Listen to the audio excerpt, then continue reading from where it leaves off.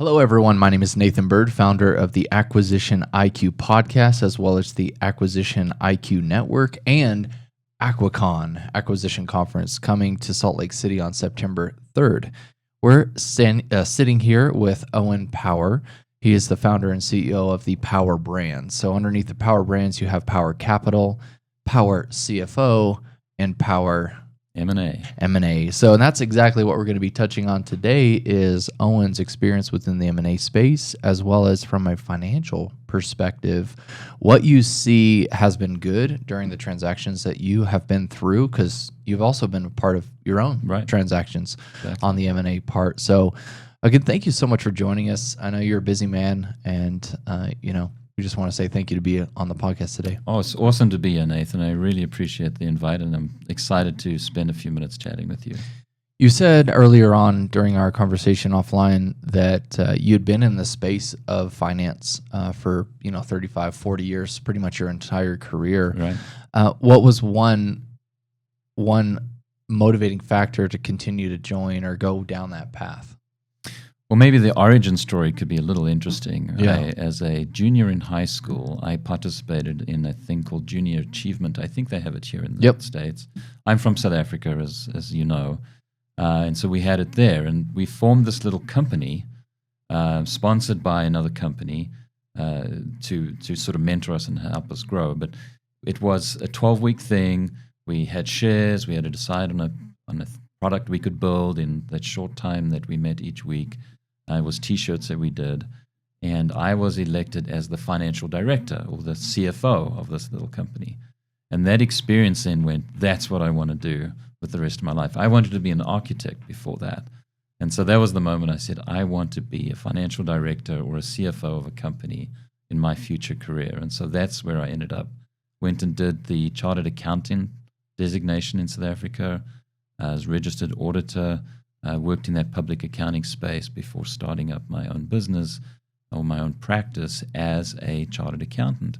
And that's when I really got into helping and working with small business owners grow and develop their businesses, and even had a couple that we ended up helping to sell to somebody else. So that really got my juices going for the whole M&A space. Yeah, I could imagine. Yeah, I like that, how earlier on in someone's career or life, there can be motivating factors that will push them in certain directions. It's interesting, and we'll get into the tactics and various things. Don't worry about it, guys. But, as a second grader, I can remember me talking with my grandfather about just wanting to be a businessman. That's all I wanted to do. I would dress up. I had a briefcase that I took to school in second grade, just knowing that I just wanted to do business, and here we are, running the conference and being, obviously sitting down with people like yourself that have so much experience that we want to learn from. So let's dive into it. This podcast is really all about helping the viewer understand the complexities that go through a transaction.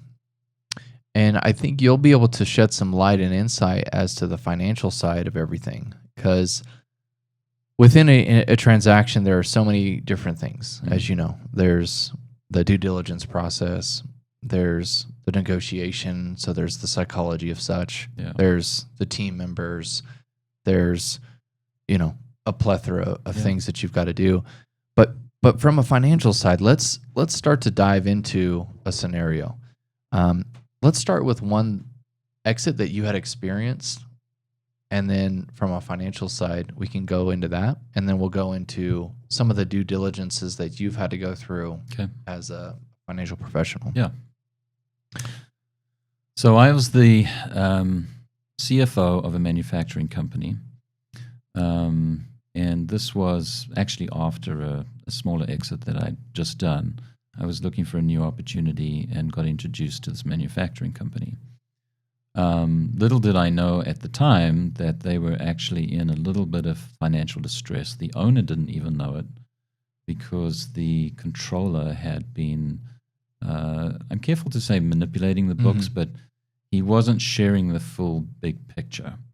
And so when I joined on as the CFO, I had to then share the bad news that, well, this profit that was being reported for this prior financial year was actually a loss, and we're going to have to turn this thing around. So that was a little scary for me up front, because that's not what I initially signed up for. Fast forward, we did a whole bunch of things, and we can share some of those stories too, but we did a whole bunch of things to really turn that company around and then put it on a big growth trajectory. And at that point, we then said, well, maybe the founder wants to just take some chips off the table and let's go to market. And so we went through a whole sort of 12-month process of identifying potential partners and eventually getting LOIs, due diligence, going through the actual sale and close. One of the things that I realized through that process for me, that while I was initially kind of focused on the financial aspect of it, as we were doing the sort of interviews with potential partners, the fact that I had been the de facto general manager of that company as well over time, because I was then formally appointed president and CFO during this course, is that I started to see a lot of the transaction details, not just from a financial point of view, but also from an operational point of view. And ultimately, that led to me being appointed CEO of that company after the transaction took place. And my learning experience from that is that there can be a tendency to go into transactions financial orientated, when in fact it's very important to make sure that the finances and the operational pieces are married well and truly together, and that those make sense in any kind of deal that you're doing. That's extremely good. I think that, as you know, people can get more financially incentivized as opposed to organizationally incentivized, like you just said. Right. You've got people that maybe see an opportunity and they'll overlook certain areas. Yeah. What were some of the areas that were overlooked to create that company into financial distress, and how did you overcome? So maybe 2 things that you implemented that actually helped get you back on track. One of the key things was sound financial reporting. They had all the elements in place. They had this dashboard of charts and ratios and all sorts of things, which was incredible. It was very complex. It was really hard to read. And so simplification there was kind of key. But the numbers were saying we're declining in margins, and the numbers were saying we're declining in revenues. But nobody could interpret that. Nobody could actually say this is the reason why things were the case. And so as I started to dive into it, I had to then dig for and get to understand what is going on here. One of the reasons for the margin decline is that price increases weren't being passed along to customers on a regular cadence, once a year or every other year or whatever that needed to be. And so costs were continuously increasing in the company. And the approach to try and address that was to try and cut costs where possible. And so there were a number of things that were happening that was really retarding the growth of the company because costs were being cut when really more investment should have been made in things moving forward. Well, and then also just a slight increase of the pricing. Right. And part of the issue there was that there was issues fundamental inside of the accounting for cost of sales, which meant that the sales reps are going to market with what they believe to be the gross margin on the sale, when in fact the gross margin was actually significantly less. So really the key there is getting the right numbers in front of the sales team to understand exactly what it is that we're making or not making on any particular deal. That's so good. And so by providing them with that data, it just naturally changed their perspective as they went out to market, and they were starting to quote better because they knew, what was more appropriate. As someone who is a salesman and who has gone through sales a lot, I'll just sell whatever is in front of me. Right. Like, if it's a number, I'll create the value, and we'll obviously use the art of persuasion to create whatever is needed. Right.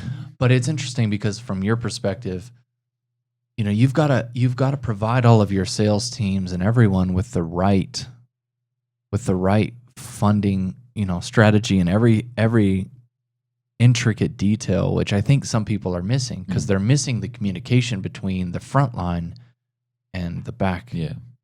Yeah. So it sounds like that's what happened with this organization. And a good sort of added background to that is that, once we had the right margins on the table for the sales team, they could go out and sell at an appropriate price. But in a manufacturing environment, if your production process is not working sufficiently, it doesn't matter what you sell at, you can still make a loss on those transactions. And I had the production manager, as we were going through what his KPIs were for his team, one of the things I realized was they weren't really looking at a utilization number. And when we explored that, I was finding utilization rates in the 60s and 70% range. And he was kind of happy with that. And I said, that's just not enough. We need to be 85+%. And as I walked him through how that worked and then worked with him to be able to properly track that each month with each employee that was in the production team and started to identify who was being fully utilized and not, we started to see profits go up. Because as we got people more fully utilized, we weren't having this overhead burdening the margin. Now, in fact, we were starting to get more productivity in, more product out the door, and our profits then increased naturally. So those two things, getting the right numbers in front of the sales team and getting the right KPI metrics inside of production so that we could manage the people better, turned that company around. I feel like there's so many lessons to be learned there.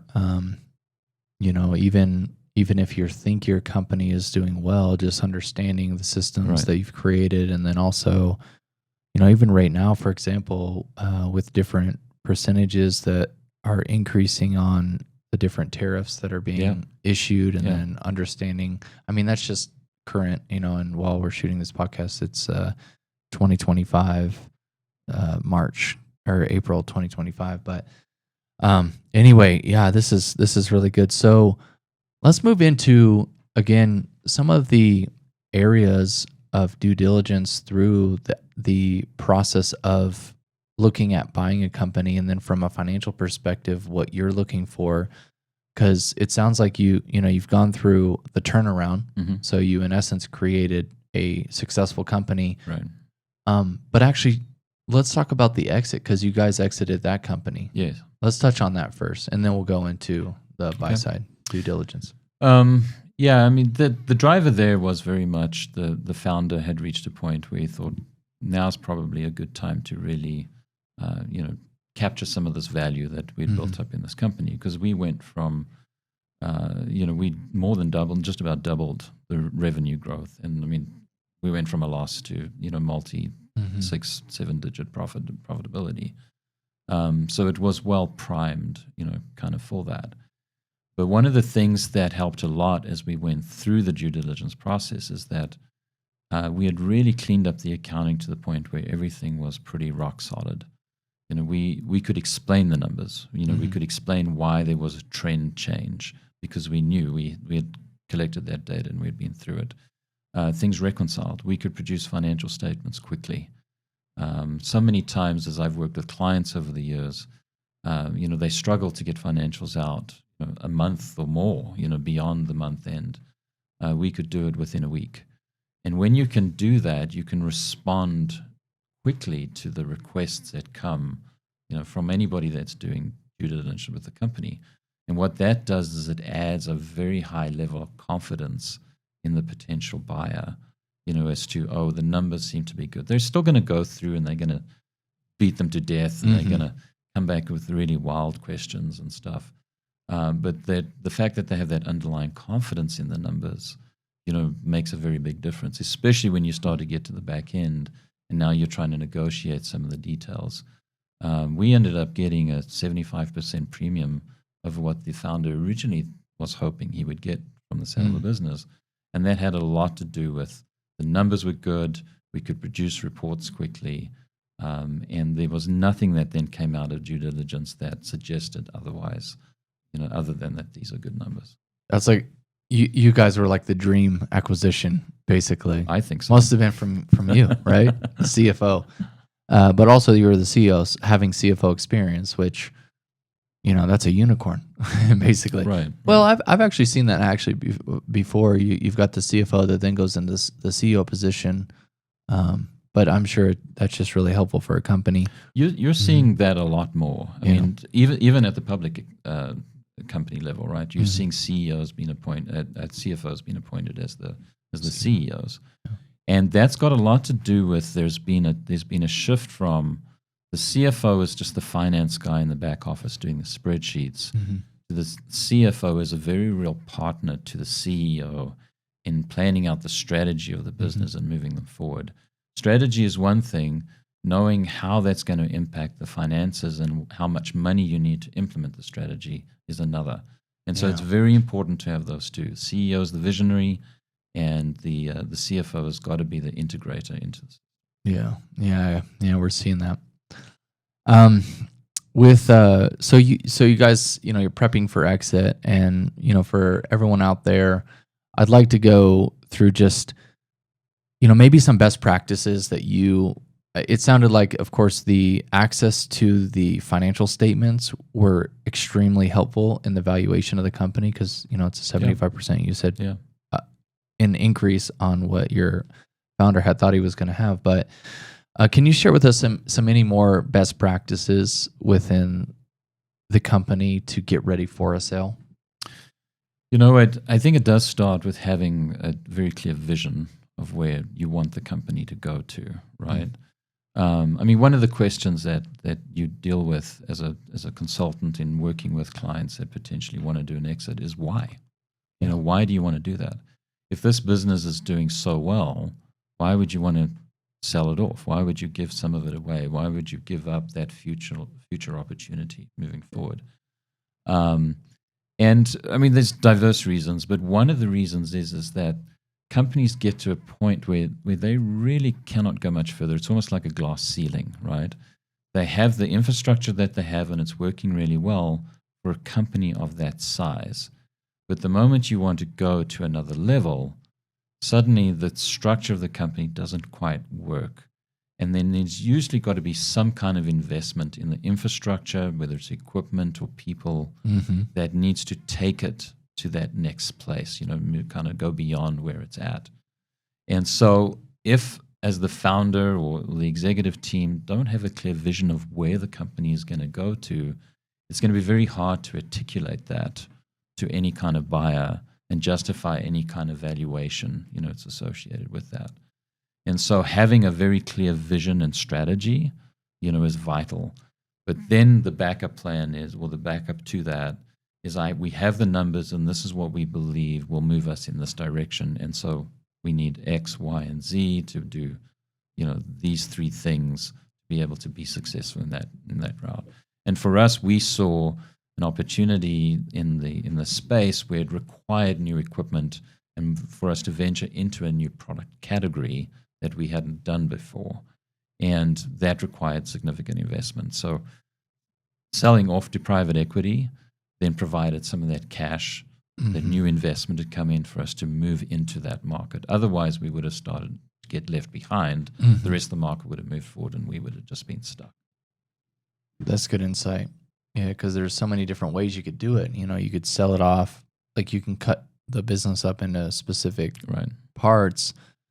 And for those of you out there too, I mean, you don't have to sell your whole business. Like what you were just saying, it's either maybe you're raising a debt round, or maybe you're, just carving out an 80% sell off, and then you still continue to have 20, but yet that additional capital just allowed you to expedite the complete, expansion.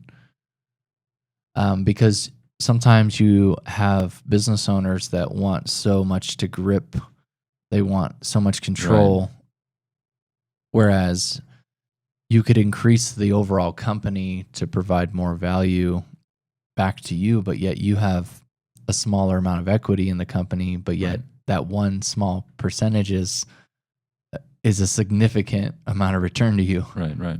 But you have to be, like you're saying, you've got to really understand your why a lot more than just, I guess, when you're in a position of selling, you've got to understand your why a little bit deeper, Right. One of the things that It's good. I've kind of considered as I've consulted with clients is sometimes maybe selling is not necessarily the way to go either. Sometimes it makes sense actually to acquire another business and potentially a competitor, to be able to take it to that next level, because the two individual companies on their own, might be stuck in a ceiling. But if you were to combine them, there might be some synergies there that can take you to another level. So sometimes I think founders kind of rush to the sale and with potential exit, rather than maybe thinking about, well, what if I went on a little M&A trip myself, bought up some of my competitors or other smaller companies and built something a little bit bigger, used the economies of scale there to kind of move the company forward. And that potentially could increase valuation significantly in the long run. Yeah, I just read the other day an individual had posted on a LinkedIn site. I can't remember the numbers, but it was in essence a competitor of this company. They knew each other as being competitors in the industry, but yet they still had a good relationship. Right. One tried to buy the other. They said no. Came back, 2 years later. One wanted to buy the other. No. But yet they still had this relationship, Right. and it wasn't like, don't talk to me, I'm your competitor. Yeah. So then they ended up getting back. They joined forces, created a joint venture. Then they sold the company for over $400 million. Right. And it was like they both cashed out. Right. And they did really well for themselves. Right. And it was just another use case, like you just said. So, Right. Another word of advice for you guys, if you're in the same industry with somebody, and we just had a speaker at our conference, he's gone through 79 different acquisitions. Their company is now valued at over $2 billion. Wow. And they're taking their company to $5 billion. He has 17 different transactions in the pipeline right now. But what he was saying is it's a wonderful opportunity if you do have competitors in the space to continue to build relationships, you know what I mean? And don't have that there's a competition aspect of it, but there's also an abundance mindset, And I believe a lot into that. I mean, as I've ventured out into being a fractional CFO and consulting to clients myself, I've taken that very much abundance mentality. If I can't carve out a small niche and create value and wealth for my family over a period of time, then I probably shouldn't be doing that. Yes, because the market is big enough to be able to support new entrants in. You've just got to be good at what you do and provide lasting value to those that you give it to. Yeah. Let's talk about that M&A trip. I enjoyed what you said there. I think it's we've got a bunch of business owners out there that are wanting to learn that, growth through acquisition. And some of it sounds trendy, but there's also a lot of value to it, but there's also a lot of pitfalls that one could make. So let's talk a little bit about how a M&A roll-up strategy works. Yeah. And how it could be beneficial, but then also maybe some not red flags, but ways that you can mitigate, that acquisition. Yeah, I've been on both sides, and so it's been it's a lot of that was a learning experience too. You go into a potential transaction with kind of one view or one thought in mind, and then as you go through it, you sometimes tend to digress a little bit, and maybe that's for a good thing because you recognize there's another good reason why. But then sometimes you also just identify why this is not a good reason why. But being clear about what your end objective is really critical. Otherwise, you can end up in a deal that just doesn't actually make sense for you. When you're acquiring a smaller business, it's not necessarily to take out your competitor because they're smaller than you. So in theory, you should be well positioned. But what are the things that are going to make that combined entity better than what it was before? And as I worked with those potential acquisitions that we were going to make, and kind of try to put myself, because it was fairly new for me, as the seller, kind of put myself into their shoes. What were they're going through? One of the things that really popped out strongly, and we're talking now, small businesses, founder-owned and managed businesses, is that one of the roadblocks for founders wanting to sell is that this is their baby. This is the thing that they developed. They started from scratch, grew themselves. They've had family members in there working. It's been their whole life. And now suddenly the idea of actually selling it, even though that's something that they want to do and they can see the benefits of it, it's really becomes an emotional thing as well. And I think, if you go on this M&A trip and you're going to growth through acquisition, if you fail to remember that there's a very big emotional component, for the seller as you go through this process, you can potentially lose the deal because you kind of fail to meet that emotional need of that individual. For some of them, it's going to be, what's going to happen to my employees? What's going to happen to these long-term people that have really helped me? But for some, what is going to happen to my name, to my legacy beyond this? One of the transactions I was involved with, the further complication is that it was the second generation that was now running the business. And so it was dad's legacy, that we're concerned about, where that was going to go. And if you ignore that, then you kind of lose them through the process, and they see the numbers, they see the money, that's good. But if they don't feel heard or feel a sense of that their legacy is going to be enhanced because of this, you'll lose them and fall away. And they'll end up with one of your competitors because the competitor saw that. And then suddenly you're behind now because your competitor has now snapped up that potential deal that you missed out on. That's really good insight, as far as what people are going through, during a transaction. And, I believe that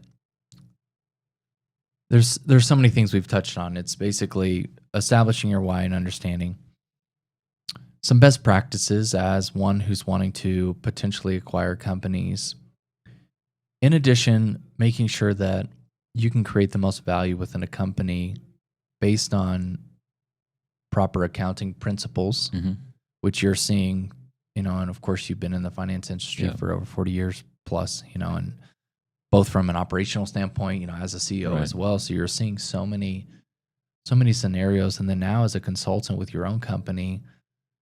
So share with us what you're working on now, and maybe some of these use cases where you're coming in or people are seeking you out to maybe do that turnaround or, create value, not overnight per se, but how are you able to really turn around a company? And then for those out there that are maybe going through similar issues, maybe we can help solve their problems. Yeah. The popular term these days is fractional CFO. When people ask me, what is it that I do? My response is that I help, owners of businesses solve the problems that are preventing them from meeting or exceeding their goals in life. Because everybody has that. They run a business for a reason. Otherwise, they could just get a paycheck from somewhere else. They have an objective, a longer-term objective that wants to be in place. But life throws problems at us all the time. And so there's always some kind of issue that kind of holds back the business owner as they're trying to grow and develop. And one of those things is just really understanding the financial aspect of the business.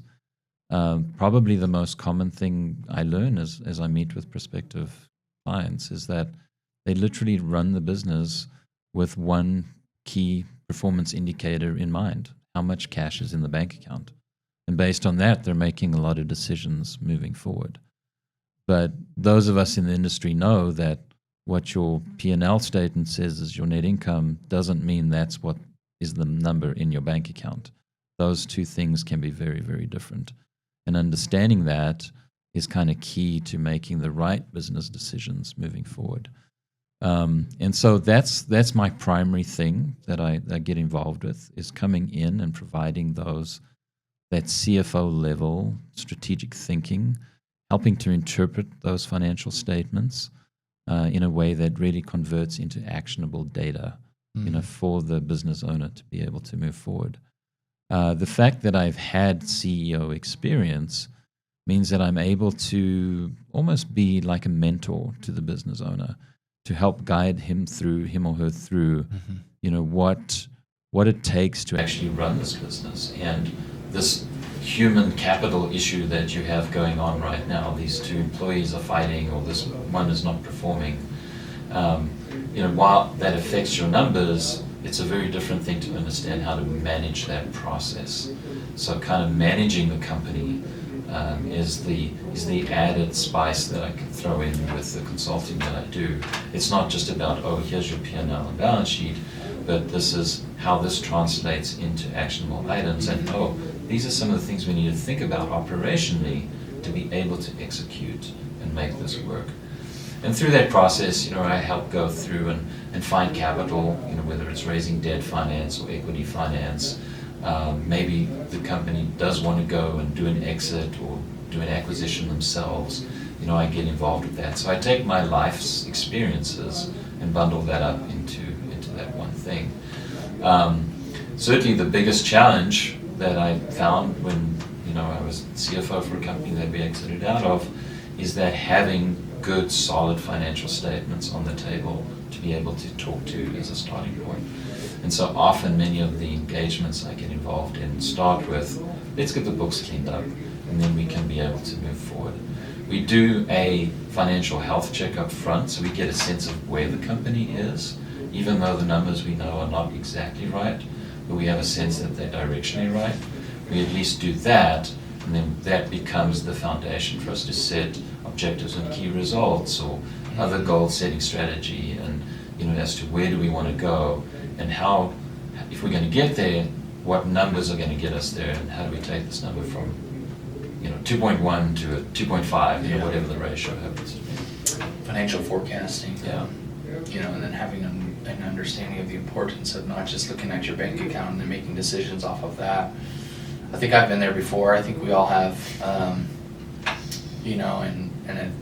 to be a wise businessman or woman out there, it's just, being proactive. And I was just on a different podcast about this, and it was all about, within this space of M&A and business, we're hearing time and time again, people are talking about increased valuation, but increased valuation becomes this preventative, long-term planning systems that are placed into, efficient systems that are placed into an organization that will then give you the results you're looking for, Right. which is an increased valuation. And that's what we're seeing, right? So systems, and then, it's just an interesting concept, because people, they want an increased valuation without maybe doing some of the preparation that is in long-term preparation up front, Right. And I'm sure that's probably what you've seen multiple times. Yeah, having good systems in place, that key things happen, especially at the operational level, are important. Small businesses, there's a cost analysis that you have to go through. If I put in these systems and this is what it's going to cost me to maintain these systems, what does that actually translate into revenues and profitability, next month, the month after that, the month after that. And so some things just don't make sense for a smaller business to implement, because the benefits do not outweigh the costs that you incur to be able to put that in place.